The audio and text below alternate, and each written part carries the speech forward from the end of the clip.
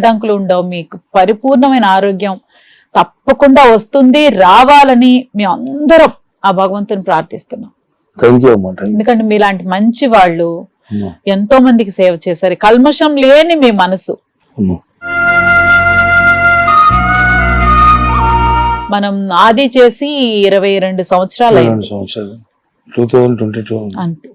మీరు అలాగే ఆరోగ్యం వలన కొంచెం కానీ మనిషి మాట కానీ ఆ చిరునవ్వు మిస్ అయింది. మీరు ఎంతో మందిని నవ్వించారు. మీ పర్ఫార్మెన్స్ తో ఎంతో మందిని ఎంటర్టైన్ చేశారు, ఎంతో మందికి సపోర్ట్ చేశారు, ఎంతో సేవ కూడా చేశారు. అయినా కూడా మీరు ఈ రోజు ఈ పరిస్థితిలో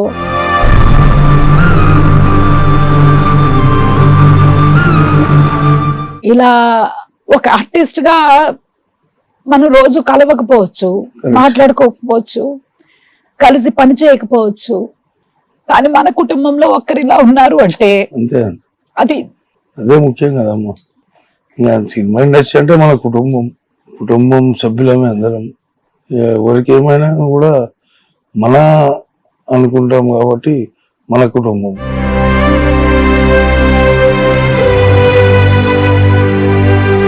కలవం కానీ ఎక్కడ చూసినా వాళ్ళు మావాళ్ళు అంతే.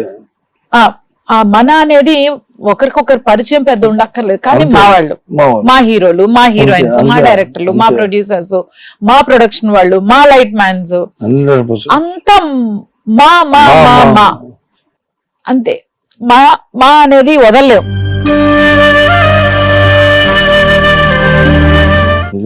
ఒకరికొకరు పరిచయాలు అక్కర్లా, మన కుటుంబం అంతే. కానీ ఆ కుటుంబంలో ఒక మనిషి ఈరోజు ఈ పరిస్థితిలో ఉండడం అనేది మా అందరి దురదృష్టం. మీరు స్క్రీన్ పైన కనిపించకపోవడం అనేది ఆడియన్స్ వాళ్ళు చాలా మిస్ అవుతారు. చాలా వాళ్ళందరి ఆశీర్వాదంతో మళ్ళా స్క్రీన్ మీదకి వస్తాను, వాళ్ళ ఆశీస్సులు నాకు ఉంటాయి అని నమ్ముతున్నా. మీ అందరూ ఇంకా నాకేం భయం లేదు, ఆ భగవంతుడు ఉన్నాడు, వస్తా తప్పకుండా రావాలి. మీరు మళ్ళీ అసలు అలా స్క్రీన్ పైన ఒక వెలుగు వెలగాలి. వెలుగుతామా, కంపల్సరీ వెలుగుతాం. అదైతే నేను తప్పకుండా కోరుకుంటున్నాను. తప్పకుండా.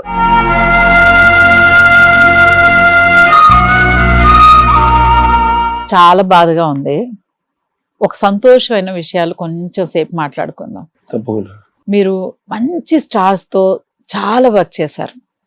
ఎన్టీఆర్,